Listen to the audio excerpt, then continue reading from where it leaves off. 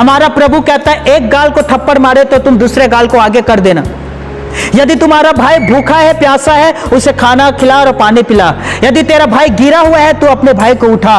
धर्म जाति हम लोग नहीं देखते दोस्तों। जब भी किसी की मदद करना होता है दिल खोलकर हम मदद करते हैं। यह नहीं देखते कि वो विश्वासी है या यीशु को मानता है या नहीं मानता है, हमें कभी नहीं देखते।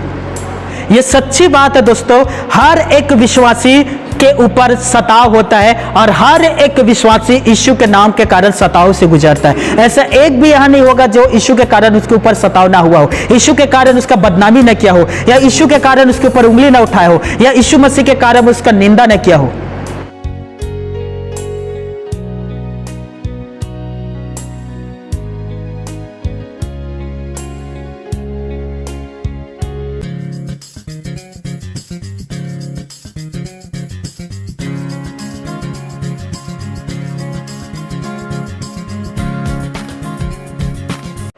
सर्वप्रथम सभी को जय मसीह की। खाना खाने से पहले आप अपने आप को तैयार करते हैं ना? क्या करते हो? अपना हाथ धोते हो, अपने पैर से जूता निकालते हो और एक स्थान पर जाकर आप बैठते हो। फिर आपके घर वाले आपके लिए खाना लेकर थाली में आता है, गिलास में पानी देता है। ईमानदारी से बताइएगा, सब अपने आप को खाना खाने से पहले तैयार करते हो कि नहीं? उसी प्रकार से वचन को अपने जीवन पर, अपने अंदर, अपने हृदय में ले जाने के लिए उससे पहले आप अपने आप को तैयार करिए। मैं 1 से 1.5 घंटा तक मैं प्रभु के वचन पर ध्यान दूंगा। मैं प्रभु के वचन को अपने हृदय में जाने दूंगा। इसके लिए मुझे अपने कान को खोल कर रखना है ताकि मैं सुन सकूं, उसे समझ पाऊं और अपने हृदय में बसा पाऊं। जब तक आप वचन के लिए अपने आप को तैयार नहीं करेंगे दोस्तों, तब तक आप परमेश्वर के वचन को नहीं समझ सकते। निर्गमन में हम पढ़ते हैं कि परमेश्वर ने मूसा से कहा कि तू जाके इजराइल के लोगों को तैयार कर। आज है तेरे पास समय और कल का समय है, 2 दिन में तो इजराइल के तमाम लोगों को तैयार कर। तीसरा दिन मैं पर्वत में आकर उन लोगों से बात करूंगा, लेकिन तुम्हारे पास 2 दिन का समय है। निर्गमन 19 अध्याय घर में पढ़ लेना। तो मूसा ने क्या किया दोस्तों? इजराइल के लोगों को 2 दिन में तैयार किया। उनके वस्त्र को उन्हें धोने के लिए कहा, उनके चरित्र को अच्छा करने के लिए कहा और उन्हें 2 दिनों में तैयार करने के बाद तीसरा दिन वे लोग परमेश्वर के वचन सुनने के लिए आ गए। हालेलुया। आपको भी अपने आप को तैयार करना है कि आज का जो वचन है वो मेरे लिए है। सभी अपना बाइबल उठाए, हर एक जन अपना बाइबल उठाए, हर एक जन जिसके पास बाइबल है यस उठाए और सभी कहना है बाइबल का वचन मेरा है। आज का वचन मेरा है। आज का वचन मैं खाऊंगा और पचाऊंगा। आज का वचन मेरे लिए ज्योति के समान काम करेगा और मेरे जीवन से हर एक अंधकार को दूर करेगा। आज का वचन मेरा है, यीशु के नाम में। आमेन, आमेन। जब हम इस प्रकार से कहते हैं तब हम उसे ग्रहण करते हैं। आमीन। आज के वचन में जाने से पहले हमें प्रार्थना करना होगा दोस्तों। आप सबको पता है कि अभी इजराइल और ईरान के बीच युद्ध चल रहा है और एक देश दूसरे देश पर मिसाइल दाग रहे हैं, एक देश दूसरे देश पर मिसाइल दाग रहे हैं, लड़ाकू विमान के द्वारा, रॉकेट के द्वारा इत्यादि प्रकार से, और दोनों देश का तबाह हो रहा है, नष्ट हो रहा है। बहुत सारे बच्चे, जवान, बुजुर्ग मारे जा रहे हैं और युद्ध किसी के लिए भी अच्छा नहीं है दोस्तों।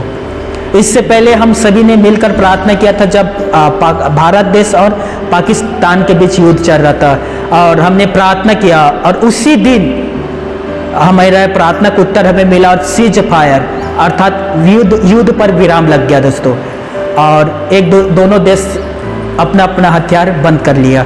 तो आइए आज हम प्रार्थना करें ईरान और इजराइल में जो युद्ध हो रहा है वो युद्ध रुक जाए दोस्तों। हम जानते हैं कि इजराइल के तरफ से लड़ने के लिए उसके पास उसका जीवित परमेश्वर यहोवा है और परमेश्वर कभी भी इजराइल का सत्यानाश होने नहीं देगा। छोटा सा देश है तो, लेकिन वो इतना पावरफुल है कि कोई भी उस देश में आक्रमण करने से पहले 17 बार सोचेगा। हमास नष्ट हो गया, फिलिस्तीन नष्ट हो गया। छोटा सा देश है दोस्तों, लेकिन उस देश में, उस देश के साथ यहोवा खड़ा है। मेरी बात समझ रहे हो? मेरे ख्याल से यिर्मयाह 31 के 9-10 में लिखा है, मैं यहूदी के लोगों के लिए, इजराइल के लोगों के लिए पंख फैलाए हुए चिड़िया के समान उसकी सुरक्षा करूंगा। आपको याद होना चाहिए कि इतिहास में कितने बार इजराइलों को नष्ट करने की कोशिश किया गया। आप निर्गमन पढ़िएगा, मिस्र को इजराइल को नष्ट करने की कोशिश किया, इसलिए उनका जो बच्चा उत्पन्न होता था, उनका जो बच्चा उत्पन्न हुआ करता था, उन्हें पत्थरों पर पटक दिया करता था दोस्तों, नष्ट करने की कोशिश किया। लेकिन जितने बार हानि करने की कोशिश किया, उतने ही बार वे लोग और अधिक बढ़ते चले गए। हम विश्वासियों का कर्तव्य है दोस्तों कि हम इसके लिए प्रार्थना करें। दोनों के बीच सीज फायर होना चाहिए, युद्ध जो चल रहा है उसमें विराम लगना चाहिए, और दोनों देश अपने अपने प्रजा की देखरेख करना चाहिए। हालेलुया। तो क्यों ना हम प्रार्थना करें। आइए हर एक जन अपने अपने आंखों को बंद करें, हर एक जन दिल से प्रार्थना करें दोस्तों। आज इजराइल और ईरान में युद्ध हो रहा है, हो सकता है कल हमारे भी देश में युद्ध छिड़ जाए, हो सकता है तीसरा विश्व युद्ध आरंभ हो जाए। शुरुआत एक ही जगह से होता है दोस्तों। आग एक जगह लगता है, पूरा जंगल को तबाह कर देता है, आपको पता है। अपने अपना आग बंद करें। हे हमारे परम पिता परमेश्वर, प्रभु यीशु मसीह के नाम से हम प्रार्थना करते हैं। ईरान और इजराइल के बीच जो युद्ध चल रहा है, प्रार्थना करते हैं दोनों देश के प्राइम मिनिस्टर, उनके बीच समझौता होने पाए, कॉम्प्रोमाइज हो जाने पाए। प्रार्थना करते हैं परमपिता परमेश्वर, उन दोनों के मंत्री जो है एक दूसरे से बात करने पाए, और यीशु के नाम से जो युद्ध चल रहा है 10-11 दिनों से, वो युद्ध में विराम लगने पाए। यीशु के नाम से हम प्रार्थना करते हैं परमपिता परमेश्वर, शांति के दूतों के उनके बीच भेज, ओ पीस को उनके बीच भेज, कि उनके बीच में पिता परमेश्वर समझौता यीशु के नाम से हो जाने पाए। पिता परमेश्वर, हम सभी आपके विश्वास से प्रार्थना करते हैं यीशु के नाम से परम पिता परमेश्वर, इसी पल उन दोनों के बीच में युद्ध जो है वो विराम में चले जाने पाए, यीशु के नाम से सीज फायर हो जाने पाए, और यीशु के नाम से दोनों के बीच में पिता परमेश्वर हथियार नहीं परंतु प्रेम के पैगाम को पहुंचाने पाए। पिता परमेश्वर, प्लीज पिता परमेश्वर, इन दोनों देश में समझौता करा दीजिए। पिता परमेश्वर प्लीज पिता दया कर मेरे पिता परमेश्वर। हम जानते हैं कि आप इजराइल के ओर से लड़ते हैं। हमने बाइबल में पढ़कर देखा है कि इजराइल का परमेश्वर ना उंघाता ना तो सोता है, लेकिन हमें यह भी पता है पिता कि जितने ने तेरे ओर हथियार उठाए वो सब नष्ट हो गए हैं। प्लीज पिता परमेश्वर दया कर और इन दोनों के बीच में समझौता करा दीजिए। पिता धन्यवाद हमारे प्रार्थना को सुनने के लिए और आशीष को देने के लिए। पिता सारा आदर महिमा सम्मान आपको देते हुए पिता धन्यवाद के साथ इस प्रार्थना को प्रभु यीशु के नाम से हम सभी मांगते हैं। आमीन आमीन। आप सभी निकालिएगा मत्ती रचित सुसमाचार 5वां अध्याय 11 और 12 पद। हर एक निकाल कर रखिएगा मत्ती रचित सुसमाचार 5वां अध्याय 11 और 12 पद। अब निकाल कर रखिए। कुछ दिन पहले मैं YouTube चैनल पर एक न्यूज देख रहा था, अपने छत्तीसगढ़ की न्यूज है, और वहाँ डिबेट चल रहा था। कांग्रेस का मंत्री था, बीजेपी का मंत्री था, और अन्य और नेता बैठे हुए थे, छोटे मोटे दल के लोग, और उनके बीच एक डिबेट चल रहा था, और वो था धर्मांतरण को लेकर। और वे लोग कह रहे थे, कान खोल कर सुनिएगा, आपको हंसी आएगा दोस्तों। वे लोग आपस में कह रहे थे कि डरा कर और धमका कर जबरदस्ती लोगों का धर्मांतरण कर रहे। क्या कह रहे थे? डरा धमका कर। हमारे भारत देश के कुल जनसंख्या लगभग 140 करोड़ है दोस्तों। कान खोल कर सुनिएगा, 140 करोड़ जनसंख्या है, और मुश्किल से 3% मसीही लोग रहते हैं। ईसाई लोग कितने प्रतिशत? लगभग 3%। और 97% कौन लोग हैं? गैर मसीही लोग हैं। अब मुझे बताइए, 3% लोग 97% लोगों को डरा धमका सकता है? बताइए। मेरे घोरा गांव का जनसंख्या लगभग 1500 से 2000 लोग होंगे दोस्तों, और हम लोग 2 घर है जो प्रभु यीशु मसीह पर मानते हैं, विश्वास करते हैं। अब बताइए 100 घर है, 2 घर प्रभु यीशु मसीह को मानते हैं, 2 घर वाले 100 घर को डराएगा? डरा धमका कर उनसे कह सकते हैं कि तुम जबरदस्ती यीशु मसीह को मानो? क्या करेगा दोस्तों? 98 घर वाले दे 2 घर वाले को यदि डराने की कोशिश करेगा तो ये 98 घर वाले इन्हें ऐसे मार मारेगा कि इसका नास्तो नबूद ही खत्म हो जाएगा, 0 कर देगा, शून्य कर देगा, घर से गांव से भगा देगा। कितना हद से वही है ना। और नेता लोग कह रहे हैं डरा धमका कर जबरदस्ती यीशु मसीह को मारने के लिए कहते हैं। आपने कभी देखा है एक मसीह के हाथों में डंडा? आपने कभी देखा है एक मसीह के हाथ में तलवार? जबकि हमारे यीशु मसीह पहले ही कह दिया गया है जो कोई तलवार चलाएगा वो तलवार से ही नष्ट किया जाएगा। अपनी तलवार मयान पर रख, तलवार नहीं चलाना है। प्रेम की धारा को तुम्हें इन लोगों के बीच बहाना है, प्रेम के बारे में तुम्हें इन लोगों के बीच में जाकर सुसमाचार प्रचार करना है, प्रेम की परिभाषा को इन लोगों को समझाना है कि जहां प्रेम होता है वहां तलवार काम नहीं करता, जहां प्यार होता है वहां लाठी काम नहीं करता। अब शादीशुदा जीवन है, क्या आप अपनी पत्नी के पास या पति के पास लाठी लेकर जाते? लाठी लेकर? हाँ मेरे भाई, आप कभी लाठी लेकर गए बहनों के बीच? वो बेलन कुल्हाड़ी लेकर आपके बीच आएगा, क्योंकि जहां प्रेम होता है वहां लाठी लेने की जरूरत नहीं पड़ता। हालेलुया। प्रेम, स्नेह हर एक चीज को जीत लेता है दोस्तों। हमारा गांधी जी प्रेम के द्वारा हमारे देश को आजाद करवाया था। मेरी बात को समझिए, हर एक जन, मैं जानता हूं आज बहुत सारे लोग हमारे बीच आए हैं जो प्रभु के बारे में आज पहले बार सुन रहे होंगे। आप लोगों को पता होना चाहिए झूठा प्रोपोगेंडा जो है भारत में फैला दिया गया है कि डरा धमका कर इनका धर्मांतरण किया जाता है। आज तक किसी ने भी डरा धमका कर किसी का धर्मांतरण नहीं किया गया है दोस्तों।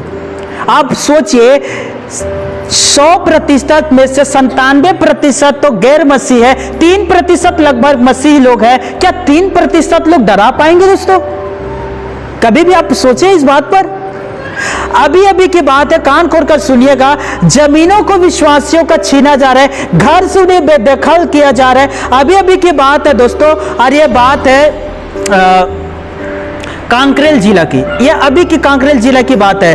कुछ लोगों जो यीशु मसीह पर विश्वास करते उनके लिए पंचायत बुलाया गया और 2-3 घर वहां उपस्थित हुआ और उन्हें कहा गया कि आप यीशु मसीह को छोड़ दो, और यदि आप यीशु मसीह को नहीं छोड़ते हैं और यदि आप घर वापसी नहीं करते हैं तो हम आपको इस गांव में रहने नहीं देंगे। इस गांव में आपका खाना पीना सब बंद कर देंगे और इस गांव से आपको जाना पड़ेगा। 2-3 घर यीशु मसीह पर विश्वास करने वाले, कांकरेल जिला की सच्ची बात है दोस्तों। उन लोगों से कहा गया कि आपको घर वापसी करना पड़ेगा। उन लोगों ने कहा यीशु मसीह ने हमें जीवन दिया है, यीशु मसीह ने हमारे समस्याओं को दूर किया है, बीमारी से छुटकारा दिया है, दुष्ट आत्मा से आजाद किया है। हम तो यीशु मसीह को नहीं छोड़ सकते। हम आपके प्रस्ताव को ठुकराते हैं, अर्थात हम घर वापसी नहीं करेंगे। ये अभी अभी की बात है, कांकरेल जिला की। तो गांव के सरपंच और गांव के लोगों ने क्या किया पता है? उन लोगों को गांव से बाहर कर दिया। उन्हें ट्रैक्टर में बैठाया, उनके सामान को एकजुट किया, ट्रैक्टर के ऊपर लाद दे दिया गया और जिला का जो बॉर्डर होता है ना, जिला का बॉर्डर, उस जगह पर उन्हें फेंक कर आ गया दोस्तों। आज वो मसीह लोग सड़क में हैं। आज वो मसीह के लिए रहने के लिए छत नहीं है, खाने के लिए उनके पास भोजन नहीं है, फिर भी उसने कहा हम प्रभु के पीछे चलेंगे, हम यीशु को नहीं छोड़ सकते, उसने हमारे जीवन दिया। अब मुझे बताइए, ये जो 10-20 लोग हैं, यदि इतना ही इनके पास शक्ति है तो डरा धमका कर उन्हें भगा नहीं देता? सोचिए, जो डिबेट कर रहे हैं उन लोगों को समझदारी होना चाहिए कि कैसे 2 लोग 20 लोगों को या 2 लोग 98 लोगों को डरा सकते हैं। बल्कि कौन डराने के काम करता है दोस्तों? तुम अभी यीशु मसीह को छोड़ो नहीं तो समाज से अलग कर देंगे, तुम यीशु को छोड़ो हुक्का पानी बंद कर देंगे, तुम यीशु को छोड़ दो नहीं तो इस गांव का पानी पीने नहीं देंगे, तुम यीशु को छोड़ दो नहीं तो तुम्हें गांव से बाहर कर देंगे। ये लोग डराने धमकाने के काम करते हैं, ना कि 3% लोग डराने धमकाने का काम करते हैं। अभी अभी की सच्ची की बात है दोस्तों, सुकमा जिला का 2 साल का एक बच्चा खत्म हो गया, गुजर गया, सो गया। 2 साल का बच्चा था वो, एक विश्वासी बहन की बच्चा था वो, और विश्वासियों ने उस 2 साल के बच्चों को मिट्टी दिया। गांव वालों ने कहा इसने मिट्टी दिया है, गांव अपवित्र हो गया, भूमि अपवित्र हो गया। उस 2 साल के बच्चे को वापस निकाला गया, कब्र से वापस निकाला गया और उसके मां को दे दिया और कहता है कि इसे जलाओ, दफनाओ नहीं। दफनाने से गांव अपवित्र होता है, जमीन अपवित्र होता है। सच्ची बात है दोस्तों। अब बताइए कौन डरा रहा है, कौन धमका रहा है दोस्तों? किनके ऊपर अटैक हो रहा है? किनके चर्च को बंद किया जा रहा है? किनके चर्च को तोड़ा जा रहा है? किनके चर्च को जलाया जा रहा है? मुझे एक बताओ, एक मंदिर बता दीजिए जहां ईसाई लोगों ने उस मंदिर को बंद किया हो। एक ऐसा मंदिर बता दो या मस्जिद बता दो जहां ईसाई विश्वासियों ने जाकर उस मंदिर को तोड़ा हो, उस मंदिर को बंद किया हो। एक मंदिर बता दो, कहीं भी आपको सुनने में आया है? नहीं। एवरी संडे, हर एक संडे कहीं ना कहीं किसी न किसी चर्च पर अटैक होता है। चर्च को बंद करवा रहा है या तो उसे तोड़ दिए जा रहे, बुलडोजरों के द्वारा, हथौड़ों के द्वारा उसे तोड़कर तबाह कर रहे। क्या आपने कभी सुना है कि किसी मसीह ने किसी मंदिर के ऊपर आक्रमण किया है? कभी नहीं। तो आप समझ रहे हो, झूठे आडंबरा इस सब न्यूज चैनलों के द्वारा, लोगों के द्वारा इस समाज में फैलाए जा रहे हैं और मसीहों की छवि को खराब करने की कोशिश कर रहे हैं। एक सच्चा मसीह मर जाएगा लेकिन वो कुल्हाड़ी नहीं उठाएगा। एक सच्चा मसीह कुर्बान हो जाएगा लेकिन वो कभी तलवार नहीं उठाएगा। एक सच्चा मसीह दूसरे को बचाने के लिए खुद को झोंक देगा लेकिन वो दूसरे को मारेगा नहीं। क्योंकि हमारा प्रभु ने कभी हमें ये संदेश दिया ही नहीं है। हमारा प्रभु कहता है एक गाल को थप्पड़ मारे तो तुम दूसरे गाल को आगे कर देना। यदि तुम्हारा भाई भूखा है, प्यासा है, उसे खाना खिला और पानी पिला। यदि तेरा भाई गिरा हुआ है तो अपने भाई को उठा। धर्म जाति हम लोग नहीं देखते दोस्तों। जब भी किसी की मदद करना होता है दिल खोलकर हम मदद करते हैं। यह नहीं देखते कि वो ईसाई है या विश्वासी है या यीशु को मानता है या नहीं मानता है, हमें कभी नहीं देखते। हालेलुया। आज सुबह की बात है, सच्ची बात है, कान खोल कर सुनना। आज सुबह एक हिंदू महिला मेरे पास मदद मांगने के लिए आई। वो यीशु मसीह को नहीं मानती लेकिन वो मदद मांगने के लिए मेरे पास आई। सुबह की बात है दोस्तों। और उसने आकर कहा मुझे कुछ पैसे की आवश्यकता है और लगभग 5,000 की मुझे जरूरत है, क्या आप मेरी मदद करोगे? मेरे गांव का है वो, यीशु को नहीं मानती वो। और उसने कहा इमरजेंसी है क्योंकि कल मेरा बहू बेटा लोग कहीं बाहर जाने वाला है और मैं 3-4 घर में गया, किसी ने मेरा मदद नहीं किया, क्या आप मेरी मदद करोगे? प्लीज आप मेरी मदद कर दो। और मैंने उसका मदद किया दोस्तों, और मैंने उसका जो जरूरत था उसे दिया। मैंने कहा ये लो। हालेलुया। हमने ये नहीं देखा कि वो यीशु को मानती कि नहीं मानती है। कभी हम लोग कभी भी दोस्तों, कभी भी हम किसी का धर्म नहीं देखते, किसी की चेहरा नहीं देखते या किसी की व्यवहार देखकर मदद नहीं करते। जिसने मुझे लाठी मारा है ना दोस्तों, मैंने उसका भी मदद किया है। जिसने मुझे जेल में भिजवाया था ना, मैं उसके लिए प्रार्थना किया हूं। जिन्होंने मुझे यीशु मसीह को मानते करके समाज से अलग कर दिया, वो आज भी मेरे पास आता है। मैं आज भी उसके लिए प्रार्थना करता हूं। आज भी उसे बिच्छू डंक मारता है, मैं आज भी उसके लिए प्रार्थना करता हूं। मेरे घर आज भी उसके लिए खुला है, मेरा दिल आज भी उसके लिए खुला है। जिसने मुझे लाठी मारा था, सोचिए, मैं उसकी मदद करता हूं। मुझे याद है एक बार वो व्यक्ति मेरे पास आया था जिसने क्रूस को तोड़कर फेंका था दोस्तों। क्रूस जो हमारे घर के ऊपर लगा था उसे तोड़कर फेंका था, वो मेरे पास आया। सोचिए, मेरी मम्मी कहता है तिरछी नजर से, ये वही है।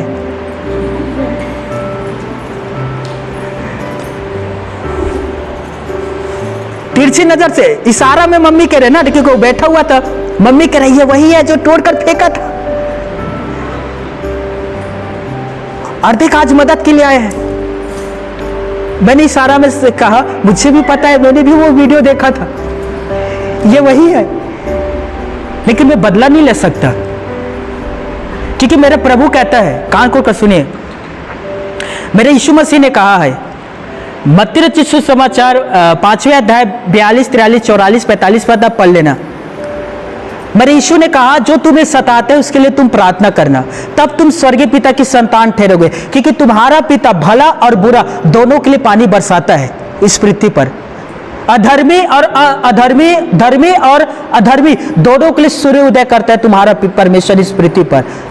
तो तुम भी उससे प्रेम करना, तब तुम अपने पिता की संतान कहलाओगे। हालेलुया। मैंने मम्मी से कहा, मुझे पता है ये वही है जिसने क्रूस को तोड़कर फेंका था। मैं इसे घर से बाहर नहीं फेंकूंगा, लेकिन मैं इसे प्रेम करूंगा, अपने स्नेह दिखाऊंगा, अपने प्रभु का कोमलता को इसके ऊपर प्रकट करूंगा और भला काम करके इसके अंदर के बुराई को जीतूंगा। हालेलुया। और मैंने उसके प्रति भला काम किया। उसे बिच्छू ने डंक मारा था, प्रार्थना किया, तुरंत उसके डंक का दर्द उसके शरीर से गया दोस्तों, कोई देरी नहीं। हालेलुया। जब बिच्छू के डंक का दर्द चला गया, तब मैंने उससे कहा, हे भाई, तू यीशु से नफरत करता था, देख यीशु मसीह तुझसे प्रेम करता है, तेरे दर्द को चुटकी में दूर कर दिया। ऐसा कोई नहीं कर सकता, केवल यीशु ही कर सकता है, क्योंकि यीशु तुझसे प्रेम करता है, तेरे लिए उसने लहू बहाया है। हालेलुया। और ये बात जो मैंने उससे कहा उसके हृदय में छप गया दोस्तों। भविष्य में मुझे नहीं पता वो यीशु को मानेगा कि नहीं, लेकिन यीशु मसीह ने अपना प्रेम उसके ऊपर उंडेल दिया। आमीन। कान खोल कर सुनिएगा, यह सच्ची बात है दोस्तों। हर एक विश्वासी के ऊपर सताव होता है और हर एक विश्वासी यीशु के नाम के कारण सताव से गुजरता है। ऐसा एक भी यहां नहीं होगा जो यीशु के कारण उसके ऊपर सताव ना हुआ हो, यीशु के कारण उसका बदनामी न किया हो, या यीशु के कारण उसके ऊपर उंगली ना उठाया हो, या यीशु मसीह के कारण उसका निंदा न किया हो। ये सच्ची बात है, कान खोल कर सुनिएगा। इंडियन आर्मी में काम करता था, वो फौजी था, बहुत बड़ा पद में था दोस्तों, और उसका नाम था सैमुअल और कमल सेन। सरनेम गलत हो सकता है, लेकिन नाम यही था, सैमुअल कमल सेन। वो इंडियन आर्मी में काम करता था। और इंडियन आर्मी में हर एक धर्म के लोग जाते हैं, सिख, मुस्लिम, ईसाई सब जाते हैं दोस्तों इंडियन आर्मी में, फौजी में, भारत देश की ओर से लड़ने के लिए। कान खोलकर सुनिएगा। और सैमुअल गया, और संविधान में लिखा गया है जहां पर सारे धर्म के लोग मिलकर काम करते, चाहे वो डॉक्टर विभाग हो या तो फिर आप जेल भी चले जाओ, मैं गया हूं, तो वहां हर एक धर्म के लिए पूजा के स्थल बनाए जाते हैं। मुस्लिम के लिए, हिंदू के लिए, ईसाई के लिए, सिख के लिए, हर एक धर्म के लिए पूजा के स्थल होता है, ताकि हर एक अपने अपने आस्था के अनुसार जाकर वह पूजा प्रतिष्ठा, पूजा आराधना, स्तुति, वर्शिप कर सके। कान खोल कर सुनिएगा। सैमुअल भी गया फौज में, बड़े पद में था दोस्तों, वो इंडियन आर्मी में था वो। तो उसके सारे लोगों ने कहा चलो हम मंदिर में पूजा करने के लिए गए थे। सैमुअल गया, लेकिन वो अंदर नहीं गया, वो बाहर ही रुक गया, क्योंकि वो यीशु मसीह पर विश्वास करता है। और बाइबल कहता है तू मूर्ति पूजा ना करना, मुझे छोड़ दूसरे को ईश्वर करके ना मानना। 10 आज्ञा में से एक आज्ञा था। तो सैमुअल मंदिर गया, लेकिन वो बाहर में रुक गया, अंदर नहीं गया पूजा करने के लिए। तो उसके साथ जो साथी लोग गए थे, उसने ऊपर में कंप्लेन कर दिया कि सैमुअल जो है वो पूजा नहीं करता और हमारा उल्लंघन करता है, हमारी आस्था का और जो फौजी का गाइडलाइन है उसका भी उल्लंघन कर रहा है। कंप्लेन कर दिया। उसे बुलाया गया, उससे कहा गया क्या तू पूजा करेगा? उसने कहा मैं नहीं कर सकता, क्योंकि मैं यीशु पर विश्वास करता हूं। उसे नौकरी से बाहर कर दिया दोस्तों। मेरे बात को समझना, उसे नौकरी से बाहर कर दिया, लेकिन उसने समझौता नहीं किया। वो हाई कोर्ट गया, हाई कोर्ट में केस दर्ज किया और कहा कि ये मेरे आस्था के खिलाफ है जो इन लोगों ने काम किया है। मैं नौकरी से क्यों मुझे निकाला गया, जबकि मैं तो सही काम कर रहा हूं। वो हाई कोर्ट गया दोस्तों, हाई कोर्ट से भी उसे रिजेक्ट कर दिया गया, लेकिन वो मूर्ति पूजा नहीं किया, कॉम्प्रोमाइज नहीं किया अपने नौकरी से, समझौता नहीं किया दोस्तों परमेश्वर से। हालेलुया। मैं जानता हूं उसके साथ बहुत गलत हुआ है, लेकिन इजराइल का परमेश्वर आज भी उसके साथ है। आपको याद आ रही है इस चीजों को सुनकर? दानियल की पुस्तक, शाद्रेक, मेशक, अबेदनगो, राजा ने कहा तू गिर कर धन्यवाद कर, और यदि तू गिर कर धन्यवाद नहीं करेगा, इसी पल तुझे धधकते हुए आग के भट्ठे में झोंक दिया जाएगा। शाद्रेक, मेशक, अबेदनगो तीनों ने कहा हे राजा सुन, ना तो हम तुझे धन्यवाद करेंगे, ना तो तेरे खड़े हुए सोने की मूर्ति को धन्यवाद करेंगे। और सुन ले, हमारा परमेश्वर उस आग के भट्टे से बचाने के सामर्थ्य रखता है, वरन तेरे भी हाथ से छुड़ाने के सामर्थ्य रखता है। Hallelujah, hallelujah. और तीनों ने ना तो गिर कर उसे धन्यवाद किया, ना तो उसकी मूर्ति को धन्यवाद किया, और तीनों को परमेश्वर ने बचा लिया। और मैं विश्वास करता हूं इस ब्रदर सामुएल को भी परमेश्वर ने बचाया, क्योंकि इस खरी शिक्षा दिया है, कुछ भी हो जाए हमारा सिर केवल अपने पिता परमेश्वर के सामने झुकेगा, इसके अलावा किसी दूसरे के सामने नहीं झुकेगा। हालेलुया। नौकरी चाहता है, जाने दो। हालेलुया। परमेश्वर है, हमें भूखा सोने नहीं देगा, उसका वादा है। भजन संहिता 34:9 में, शेर भूखा रह जाएगा लेकिन मेरे इजराइल के लोग कभी भूखा नहीं रहेगा। मुझ पर विश्वास करने वाले डेरवैया को मैं कभी भूखा रहने नहीं दूंगा। खुदा के वादा है, वो खाने के लिए देगा। हालेलुया। नौकरी जा रहा है, जाने दो। संपत्ति जा रहा है, जाने दो। लोग छोड़कर जा रहा है, जाने दो। गांव छोड़कर जा रहा है, जाने दो। लेकिन यहोवा आपको छोड़कर कभी नहीं जाएगा। हालेलुया। यीशु मसीह ने क्या कहा आपको पता है?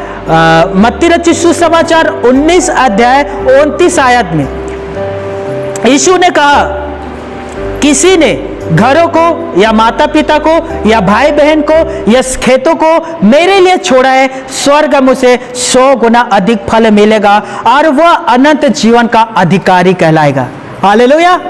यीशु क्या कर रहे हैं इस वचन पर? जिसने भी मेरे नाम के कारण घर, संपत्ति, माता पिता या भाई या बहन या अपनी नौकरी को छोड़ दिया है, उसे स्वर्ग में 1000 गुना अधिक फल मिलेगा और उस स्वर्ग का अनंत जीवन का अधिकारी रहेगा। हालेलुया। यदि आपके साथ ऐसा कभी भी भविष्य में होता है या अभी आपके साथ हुआ है, कभी मत घबराना दोस्तों। यीशु मसीह स्वर्ग में आपको 1000 गुना अधिक प्रतिफल देगा। हालेलुया। बोलो प्रभु यीशु मसीह की। अब हम पढ़ेंगे मैथ्यू चैप्टर 5। आप सभी निकाल चुके हैं 11 और 12 पद।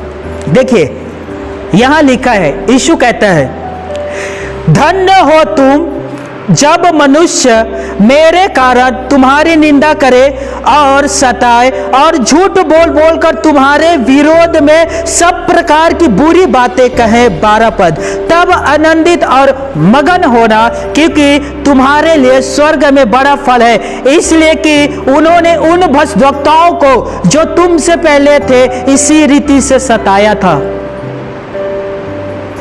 यीशु क्या कह रहे हैं?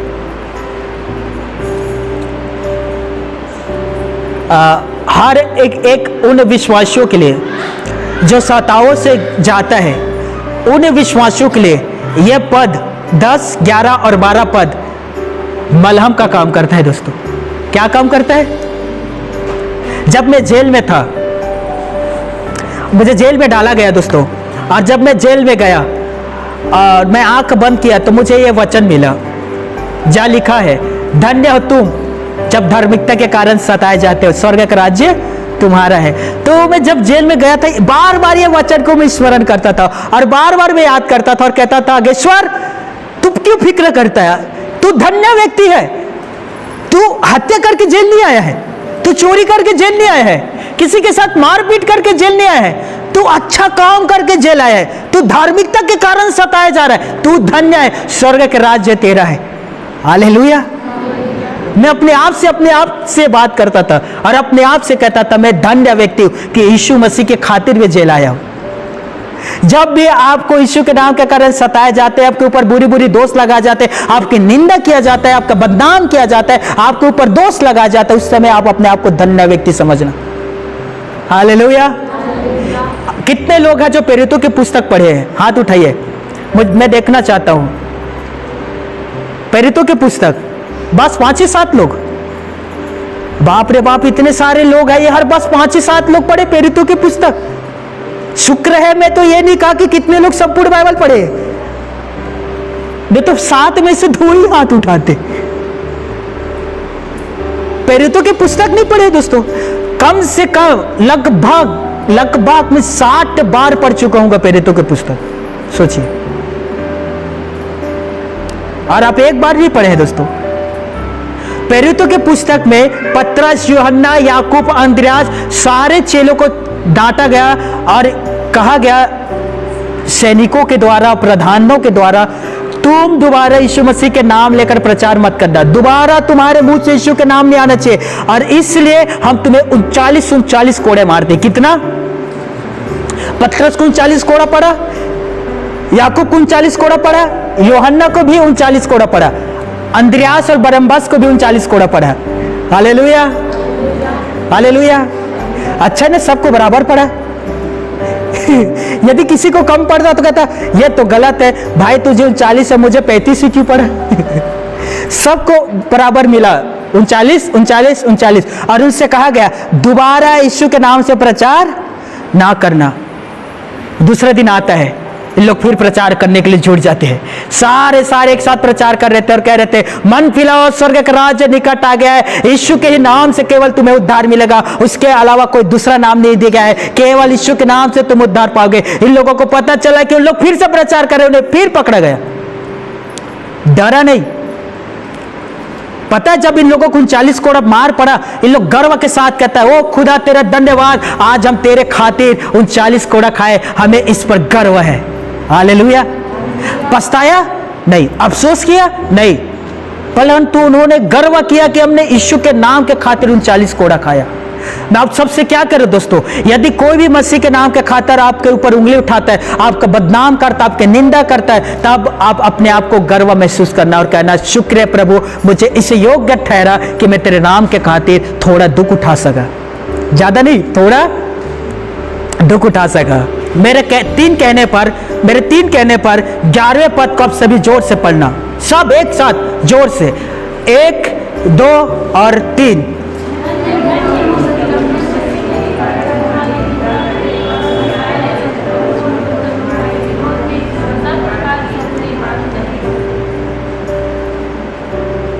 तब आनंदित और मगन होना। हालेलुया। हमारा एक भाई कहता है भाई तुम्हारा घड़ी उल्टा क्यों चलता है यार? एक भाई का प्रश्न सवाल था, तुम्हारा घड़ी उल्टा क्यों चलता है यार? तुम्हारे प्रभु कहते हैं दुख होता है तो आनंदित होना, जब विपत्तियों परीक्षाओं में पड़ते हैं तो मगन होना, और हम लोग तो दुख होते तो रोते हैं, तकलीफ होता है हमें, हम आंसू बहाते हैं, डॉक्टर के पास जाते हैं, वैद्यों के पास जाते हैं, फूंक झाड़ करने वाले के पास जाते हैं। लेकिन तुम्हारा प्रभु क्यों कहता है कि जब तुम्हें क्लेश होता है, सताव होता है, तब तुम खुशी होना, आनंदित होना, मगन होना, अच्छा भोजन खाना? उल्टा क्यों चलते हो? हालेलुया। तब मैंने उस भाई से कहा सुन भाई, पतरस कहता है अपनी पत्री में, पहला पतरस 2 अध्याय 20 आयत में पतरस कहता है यदि तुमने अपराध करके, गुनाह करके दुख उठाया तो तुम्हारे लिए कौन सा भला काम है, लेकिन तुम भला काम करके यदि दुख उठाते हो तो ये तुम्हारे लिए अच्छा काम है, और तुम्हारा परमेश्वर इस बातों को लेकर प्रसन्न होता है। हालेलुया। पतरस क्या कह रहा है दोस्तों, सोचिएगा, मैं अच्छा काम करके दुख उठा रहा हूं तो मैं खुश होऊंगा कि नहीं दोस्तों? मैं अच्छा काम करके जेल गया, मैं खुश होऊंगा कि नहीं? और यदि मैं चोरी करके या मारपीट करके जेल जाता तो जो काम मैंने किया तो उसका फल मुझे मिल रहा था, इसमें कौन से बड़े की बात? हमारा बाइबल क्या कहता है, भला काम करके दुख उठाओ, यह तुम्हारे लिए उचित है, और इस बातों को लेकर परमेश्वर प्रसन्न होता है। Hallelujah, hallelujah. एक दिन मैं अपने भाई के जेब से पैसा निकाल लिया, करीबन 1 रुपया रहा होगा दोस्तों, 1 रुपया मैंने पैसा निकाल लिया। हम लोग बिलासपुर में रहते थे, और मेरा जो बड़ा भाई है वो लकड़ी चीर रहा था, वो फाड़ रहा था लकड़ी कुल्हाड़ी से, और मैं पैसा निकाला, उसे पता चल गया क्योंकि मेरा हाथ बंद था और मैं भाग रहा था। एक हाथ में उसका कुल्हाड़ी था, दूसरे हाथ में मुझे पकड़ा और कहता कहाँ जा रहा है? मैं कहा मैं दुकान जा रहा हूँ चॉकलेट खाने के लिए। पैसा कहाँ से पाया? और मैं बस मिल गया, मैं पा गया, वहां पड़ा हुआ था। मैंने भाई से कहा यही वहां पड़ा हुआ था, और मैंने उसे पाया और मेरा है। तब भाई ने कहा मेरे जेब से निकाला ना, और देखो चोरी पकड़ा गया, फिर भी मैं बहाना कर रहा हूँ, नहीं वहां पड़ा हुआ था, वो मेरा है, ये मेरा है, तेरा नहीं है। आज 7-8 साल का रहूंगा दोस्तों, एक हाथ में मुझे पकड़ा, दूसरा हाथ में कुल्हाड़ी है उसका। सोचिए, उसने कहा तू सच कह मेरे ही जेब से पैसा निकाला है? मैंने कहा नहीं मेरा है। फिर मुझे पकड़ कर वो अपने पेंट के पास लेकर गया, देखे इसमें पैसा था, कहाँ है? अब मेरा सिर नीचे था, तो कुल्हाड़ी को छोड़ा फिर ऐसा मारा मुझे, ऐसा मारा, ऐसा मारा, ऐसा मारा, उठा उठा कर पटक पटक कर इतना बुरी तरीके से पीटा कि इतना मार मारा कि मैं घर में यदि किसी व्यक्ति से डरता था वो मेरा भाई है उस दिन के बाद। और उसके जेब से पैसा निकालना तो दूर की बात है, उसके जेब की तरफ भी नहीं देखता था।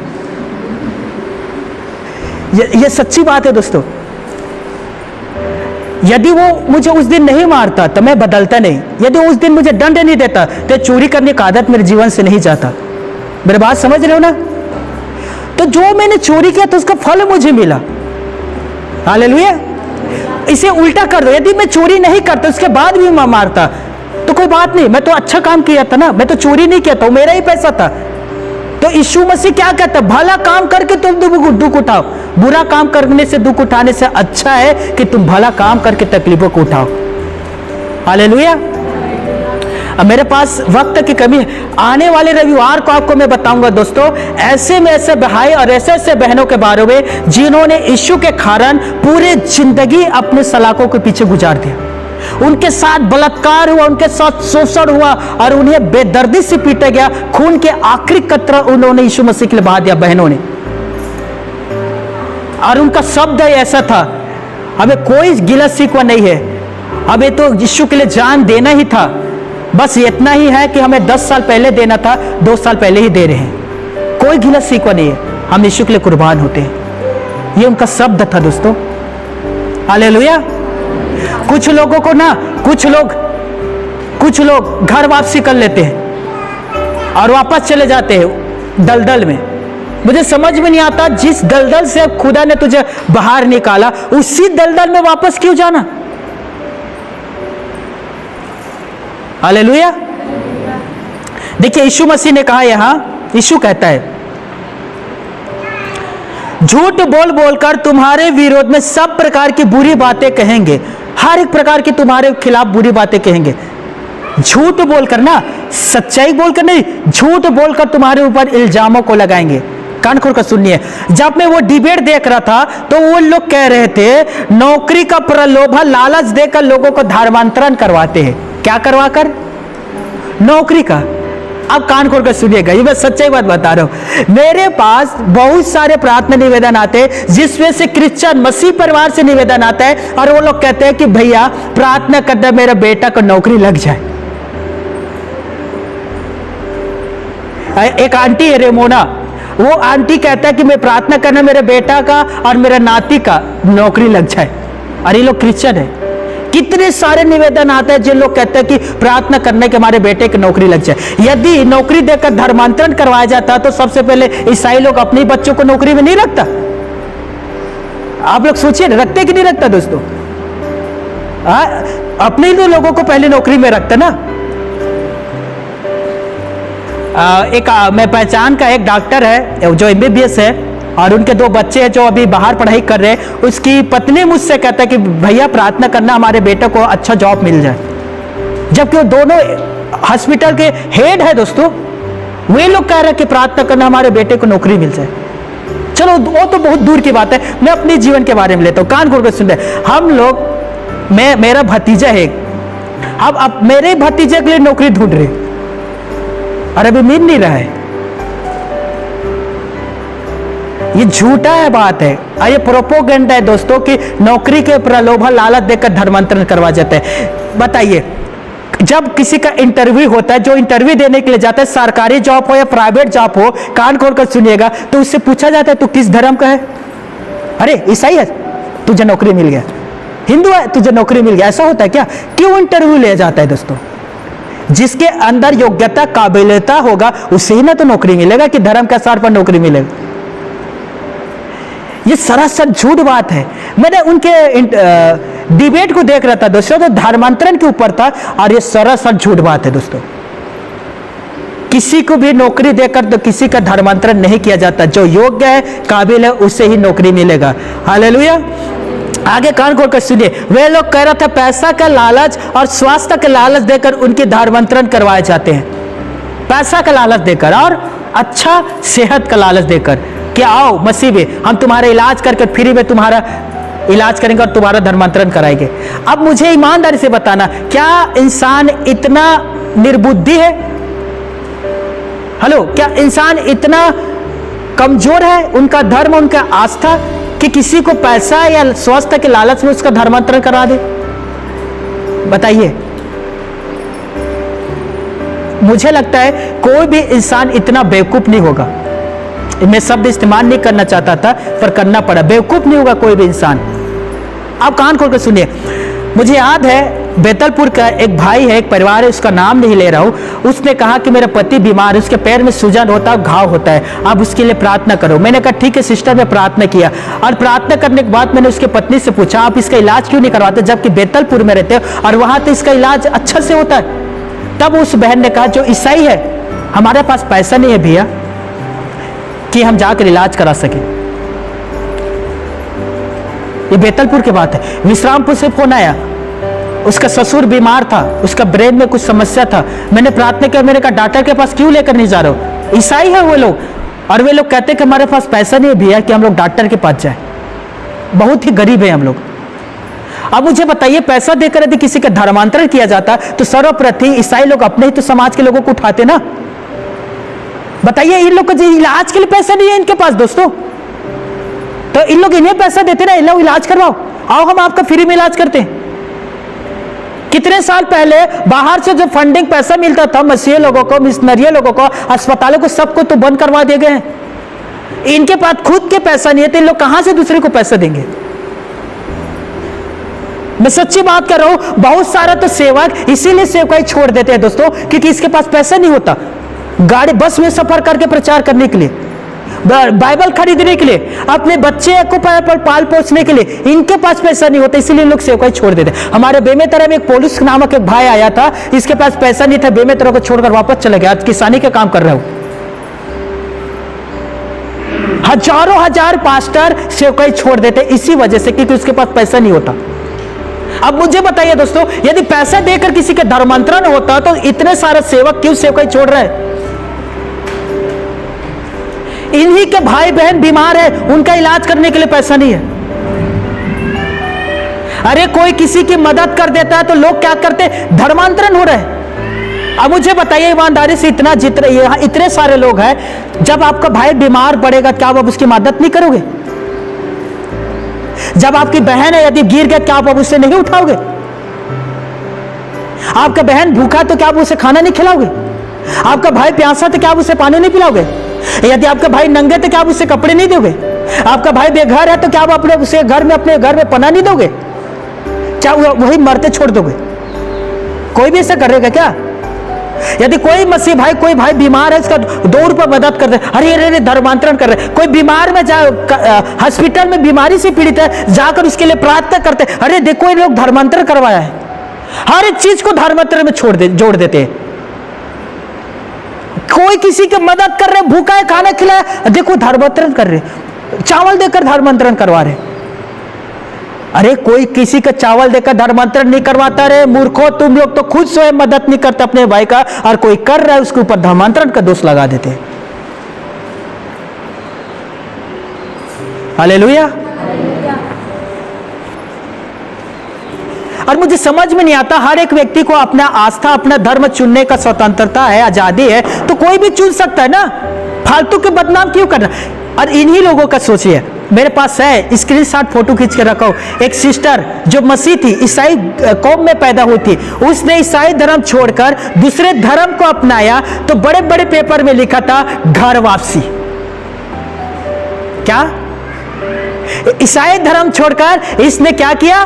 घर वापसी। टीवी, न्यूज पेपर सब जगह लिखा था घर वापसी, घर वापसी। और एक कोई यीशु मसीह को मानता है धर्मांतरण, धर्मांतरण, धर्मांतरण, धर्मांतरण। इतना भेदभाव क्यों? एक का घर वापसी हो रहा था, उसका भी तो कहो, उसका भी घर वापसी हुआ है। मेरी बात समझ रहे दोस्तों? कान खोल कर सुनिएगा, सब के सब झूठी बातें दोस्तों, ऐसा कुछ नहीं होता। पैसा से किसी का धर्म नहीं बदल सकता, कोई भी नहीं बदल सकता। आई थिंक आपको यह पता होना चाहिए, हमारा जो यीशु मसीह वो जीवन बदलता, आज तक किसी के धर्म नहीं बदला है दोस्तों। यीशु के पास, यीशु यहूदी था, कनानी आते थे, सामरी आते थे, और फलस्तीन हर एक धर्म के यीशु मसीह के पास आया करते थे।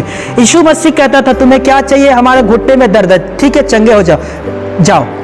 तुम्हें क्या चाहिए, हम कोढ़ से ग्रस्त है, ठीक है शुद्ध हो जाओ। करानी स्त्री आई, मेरी बेटी को दुष्ट आत्मा पकड़ता है, ठीक है जा तेरी बेटी छुटकारा पा गया, वो छुटकारा पा गया। यीशु मसीह ने जो उनकी जरूरत है उसकी जरूरतों के अनुसार उनके जीवन पर कार्य किया, लेकिन उनका धर्म नहीं बदला। यीशु ने नहीं कहा अच्छा कनानी जाती है तू यहूदी धर्म स्वीकार कर फिर मैं तुझे चंगा करूंगा। मेरी बात समझ रहे हो? जब हमारे गुरु ने किसी के धर्म नहीं बदला तो हम तो उसके चेले, हम किसी के धर्म क्यों बदलेंगे भाई? जबकि हमारे स्वामी ने यह काम नहीं किया तो हम क्यों करेंगे? कोई भी किसी के पास आपके पास आकर कहता है कि यीशु मसीह वाले यह काम करता है, उनसे पूछना कहां लिखा है बाइबल में। उनसे पूछना एक आयत बता दो जहां लिखा हो कि धर्मांतरण होता है।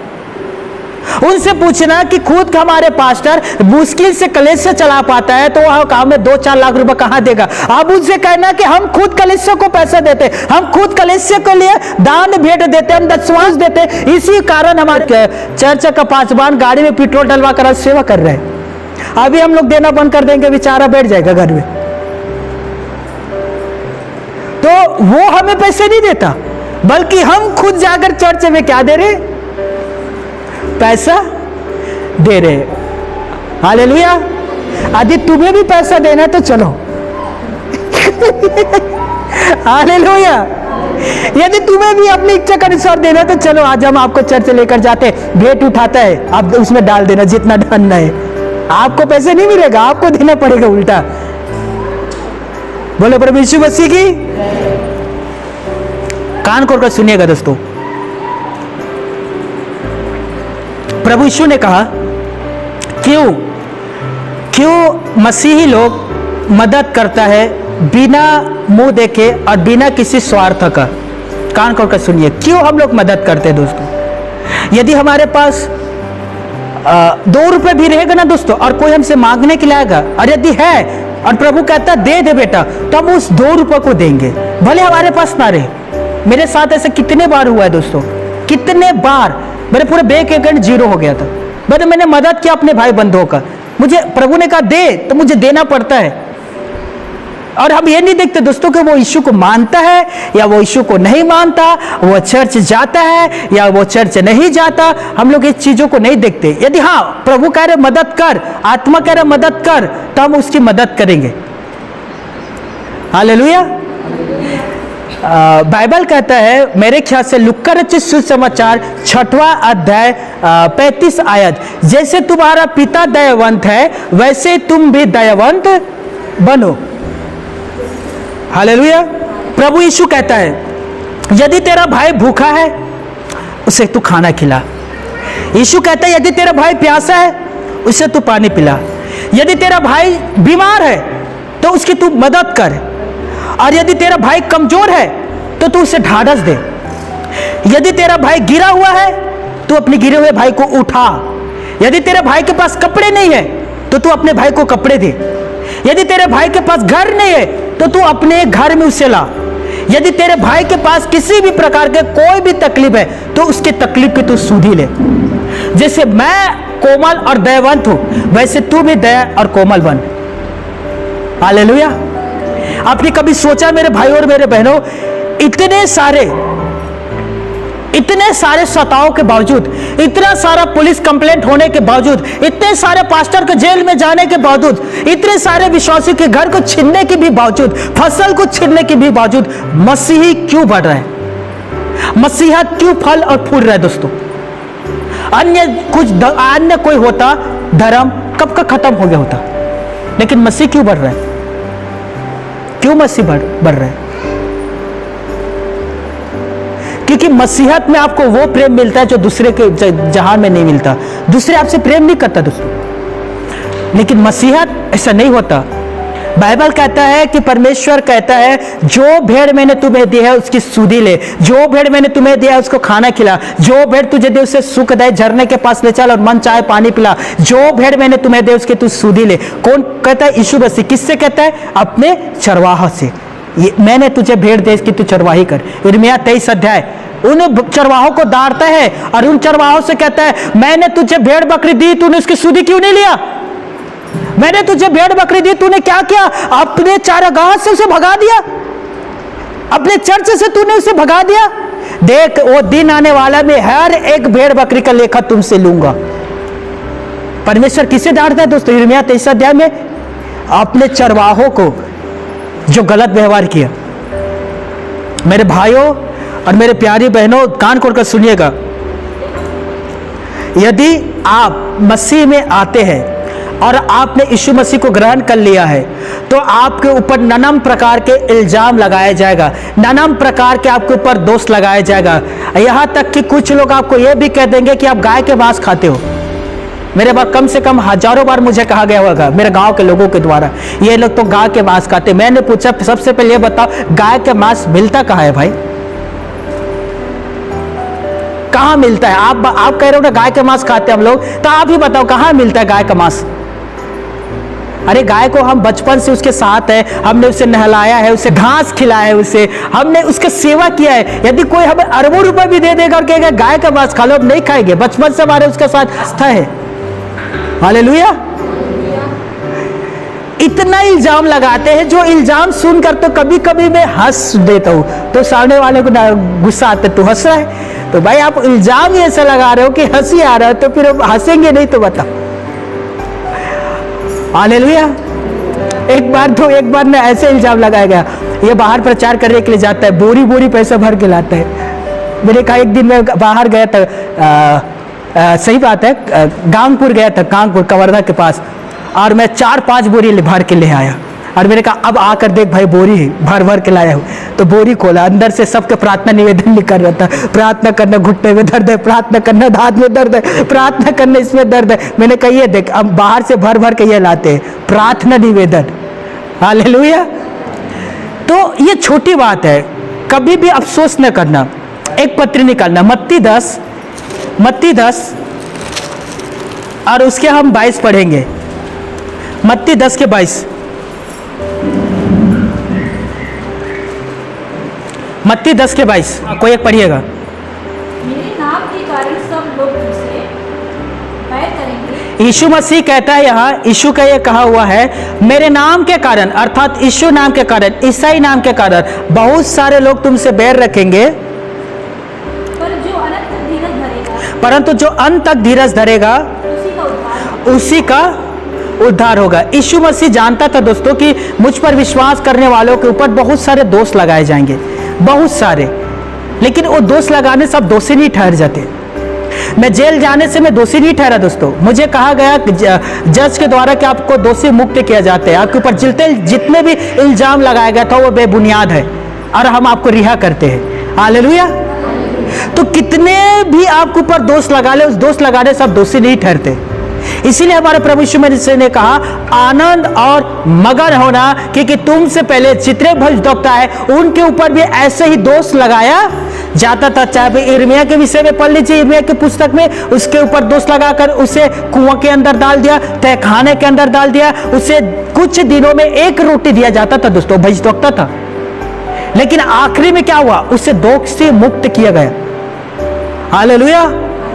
महाराष्ट्र का एक व्यक्ति है, वो किसी पार्टी का वो नेता है, महाराष्ट्र की बात है। वो कुछ दिन पहले भाषण दे रहा था, कह रहा था जो कोई पहले पास्टर को पीटेगा उसे 5 लाख रुपए मिलेगा, और जो दूसरा पीटेगा उसे 4 लाख, और जो तीसरा पीटेगा उसे 3 लाख, और जो कोई भी पास्टर का सिर धड़ से अलग करेगा उसे 11 लाख का इनाम दिया जाएगा।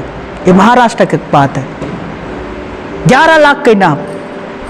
बताओ, ऑलरेडी शेर भूखा है, ऑलरेडी शत्रु के हाथ में तलवार है, और स्वतः शैतान क्या कर रहे हैं? आप 11 लाख रुपए इनाम मिलेगा। अब सोचिए, ऐसे भाषण दे रहे हैं। अब अपने भारत देश की बात है दोस्तों।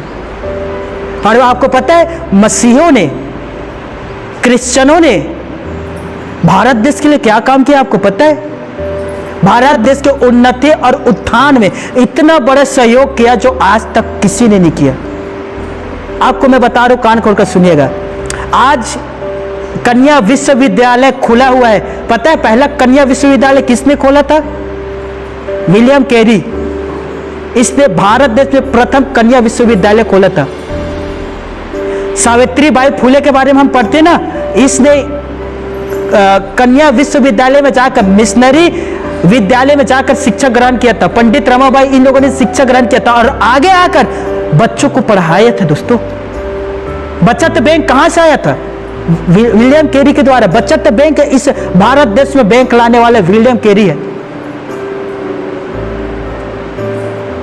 एक समाचार पत्र पढ़ते ना, ये समाचार पत्र कौन लाया था? विलियम कैरी समाचार पत्र भारत देश में लाया था पहली बार। हालेलुया। आपको पता है हमारे भारत देश में मसीहों ने वो काम कर दिया है जो आज तक किसी ने नहीं किया था। कान खोल कर सुनिए, मसीहों ने भारत देश के लिए क्या क्या किया है। 2012 की डेटा है जो बताता है दोस्तों, 2457 हॉस्पिटल भारत देश में है, मसीह हॉस्पिटल 2457। और ये में पता है ऐसे कुष्ठ रोगों का इलाज किया जाता है जिसके घर वाले उन्हें घर से निकाल देते हैं और घर वाले कहते हैं वापस मत आना। ये लोग इस हॉस्पिटल में जाते हैं, इनका फ्री में इलाज किए जाते हैं, इन्हें खाना खाने के लिए देते हैं और रहने के लिए घर देते हैं। और बहुत सारे लोग इनके लिए ना काम भी लाते ताकि लोग बैठकर 2 पैसे कमा भी सके। 2457 भारत देश में हॉस्पिटल है मसीहों का। हालेलुया। और ये लोग इलाज करते, किनका? कोढ़ से ग्रस्त हर प्रकार के बीमारियों का इलाज करते, हर प्रकार के दोस्तों आईसीयू, हर एक प्रकार की सुविधा है। लेकिन पता है इन लोगों ने क्या किया दोस्तों? ग्राहम स्टेन के साथ उन्हें और उनके बच्चों को जिंदा जला दिए। किन लोगों का? जो इनके फ्री में इलाज कर रहे। कोढ़ से ग्रस्त लोगों को ना अपने दोनों हाथों में उठाकर अपने घर में ले जाकर उनका कोढ़ का इलाज करते थे, जिसे कोई नहीं छूता था। उसका इलाज करके, उनका साफ सफाई करके, उन्हें खाना खिलाते थे, उनका इलाज करते थे अपने हाथों से छूकर। और क्या किया भारत देश के लोगों ने? जिंदा जला दिया, उसके साथ उसके बच्चों को। अरे आप भी इसको हॉस्पिटल खोलिए ना, आप भी इलाज करिए ना। आपको कौन रोक रहा है इलाज करने में? बताइए ना। तो हम लोग तो अच्छा काम नहीं करेंगे, लेकिन जो कर रहे उसे भी करने नहीं देंगे। क्यों नहीं करते दोस्तों? पता है सबसे अधिक मंदिरों में भेंट चढ़ाए जाते। इन लोग चाहे ना तो 2457 स्कूल, मेडिकल स्कूल खोले। इन लोग चाहे तो इससे 1000 गुना का अधिक मेडिकल खोल सकते हैं, हॉस्पिटल खोल सकते हैं। और वो खरबों रुपए है दोस्तों एक दिन में आते हैं। लेकिन क्या करते? सोना चांदी अपने ही देह में एक पगार धारण करेंगे। अच्छे काम नहीं करते, जो कर रहे उसे जिंदा जला देंगे। राइट? लेकिन इस मसीहों ने क्या किया? 2457 हॉस्पिटल खोल दिया। आज भी हॉस्पिटल चल रहा है दोस्तों। और आगे क्या किया? 3756 सेकेंडरी स्कूल खोला दोस्तों, जहां आज भी इन लोगों को शिक्षा दिए जाते हैं। आगे और क्या किया लोग? 7119 प्राइमरी स्कूल खोला है दोस्तों बच्चों को शिक्षा के लिए। 3179 नर्सरी स्कूल है दोस्तों, और 240 मेडिकल कॉलेज है। और ये सब भारत देश में दोस्तों, और भारत देश में आज भी इन्हें शिक्षा दिए जाते हैं। क्रिश्चियन मेडिकल स्कूल से पढ़कर सीएम बना है। कितने सारे लोग पढ़कर इंजीनियर बनते, कितने सारे लोग डॉक्टर बनते, कितने सारे लोग एमबीबीएस डॉक्टर बनते, कितने सारे लोग इंजीनियर बनकर इन लोग नियुक्त किए गए। कहां से? इन मिशनरी स्कूलों से पढ़कर। और उसी स्कूल से पढ़कर आकर आज उसी के ऊपर उंगली उठाते हैं, जिस पत्री खाए उसी में छेद कर रहे। बताइए, इतना सारा स्कूल, कॉलेज, मेडिकल आज भारत देश में ईसाइयों का। आप भी करो, आपको कौन रोक रहा है दोस्तों? तो अच्छी चीज नहीं खोलेंगे स्कूल जिसमें बच्चों को भविष्य उज्जवल हो, नहीं खोलेंगे। मेडिकल नहीं खोलेंगे कि बच्चे लोग आकर पढ़े। प्राइमरी स्कूल नहीं खोलेंगे कि छोटे बच्चे आकर पढ़े। हाई सेकेंडरी नहीं खोलेंगे कि जवान आकर पढ़े। इसका उल्टा करेंगे। तो आप सबसे मैं यही कहना चाहता हूं, मसीह के ऊपर इल्जाम आराम से लगते हुए आ रहा है, आगे भी इल्जाम लगाते जाएगा, लेकिन वो इल्जाम बेबुनियाद है, उसमें किसी भी प्रकार की सच्चाई नहीं है। कोई भी मसीह, कोई भी एक पास्टर मसीही किसी का धर्मांतरण नहीं करवाता। दूसरा चीज, बपतिस्मा लेने से किसी का धर्मांतरण नहीं होता। धर्मांतरण एक व्यक्ति का तब होता है जब वो प्रॉपर कलेक्टर के पास जाकर अपना आवेदन देता है और कलेक्टर उसका तहकीकात करता है, और कलेक्टर जब साइन करता है तब उस व्यक्ति का धर्मांतरण होता है, तब वो व्यक्ति धर्म बदल सकता है। लेकिन जात नहीं बदलता, जात हमेशा वही रहेगा जिस जात में वो पैदा हुआ है। तो आज तक तो किसी का धर्मांतरण नहीं हुआ है, बताइए। हालेलुया। आरंभ से अब तक हो गए दोस्तों, आरंभ से अब तक सब विश्वासी पास्टर, हर एक बड़े बड़े मसीह संस्था चिल्ला चिल्ला कर कह रहे हैं, यदि किसी व्यक्ति का धर्मांतरण हुआ है तो प्रॉपर उसका सर्टिफिकेट तो दो, उसका कागजात तो लाओ, कितने लोगों का हुआ है। बस हवा में बात उछाल रहे दोस्तों, हवा में, हवाई घर में घर बना रहे। तो कोई भी आपके पास आकर ये शब्दों के बारे में कहता है तो आप उनसे बताना, यदि लालच दिलाकर किसी का धर्मांतरण होता तो ये बताओ कितने का हुआ है, कितने लोगों को पैसे मिला और कहां कहां मिला, कौन दिया है और किसने लिया है। हालेलुया। पूछिएगा किसने दिया है और किसने लिया है, पूछिएगा। डरा धमका कर यदि किसी का धर्मांतरण होता तो पूछिए कितनों का डरा धमका कर धर्मांतरण हुआ भैया। तो कौन डरा धमका कर धर्मांतरण करता है, आपको पता है दोस्तों। आई होप, मैं उम्मीद करता हूं आज के वचन से आपने ये मेन मुद्दे को आपने समझ पाया दोस्तों, जो आज भी टीवी और न्यूज़पेपर में चल रहा है और आप देख होंगे। नीचे कमेंट में लिखना, हमें सर्टिफिकेट दो, कितने लोगों का धर्मांतरण हुआ, प्रूफ दीजिए। बोलने से नहीं हो जाता। हालेलुया। डरा धमका कर तो बोलना कि ईसाई लोगों की संख्या तो 3% है, 97% गैर लोगों का है, तो कौन डराता है। उससे सवाल पूछना दोस्तों, नीचे कमेंट में सवाल पूछना उन लोगों से। हालेलुया। पैसा, कपड़ा, लोभा, नौकरी का लालच देकर धर्मांतरण होता तो उससे पूछना कितने ईसाइयों ने नौकरी दिलाया और उनके बच्चों का क्या, जो अभी भी बेचारा बिन नौकरी का घूम रहे हैं। हालेलुया। सवाल करिए इस नीचे कमेंट में। मैं सच कहता हूं दोस्तों, उनका बोलती बंद हो जाएगा।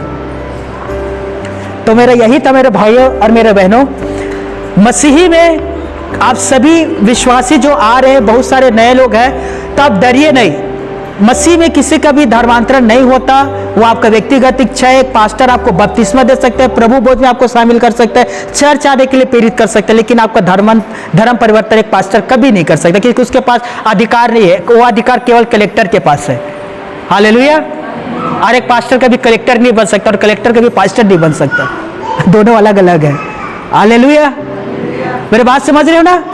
तो निडर होकर कहना, कभी भी मत डरना। हम प्रभु यीशु मसीह के पास जाते हैं, प्रभु ने हमारा जीवन बदला, हमारे जीवन पर काम किया है, इसीलिए हम यीशु को मानते हैं और उसके पीछे चलते हैं, उसके सिद्धांत का पालन करते हैं। और चर्च जाने से हमारा धर्म नहीं बदलता, चर्च जाने से हमारा मन बदला है। आमीन। इतना आप कह सकते हो, इतना आप कह सकते हो। या आप ये कहोगे अगेश्वर वर्मा जाने, वो खर काम जाने, हम तो चर्च जाता, आग बनता, हाथ जोड़ता ना, का करते हम नहीं जानन दादा का तो करते, कुछ कुछ तो करते, हम नहीं जाने। नौकरी में पूछ ले, गोरा गांव सबका नंबर 7 मरी थे। हालेलुया। देखो आप सभी शिक्षित हैं, आप सबको ज्ञान दिया परमेश्वर, भले बुरे अच्छे का आपको ज्ञान है।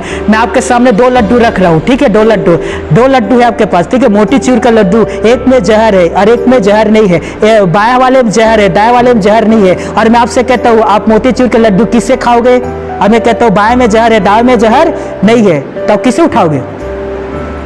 हाँ, आपका बुद्धि काम कर रहे है ना, किस लड्डू को खाओगे? है?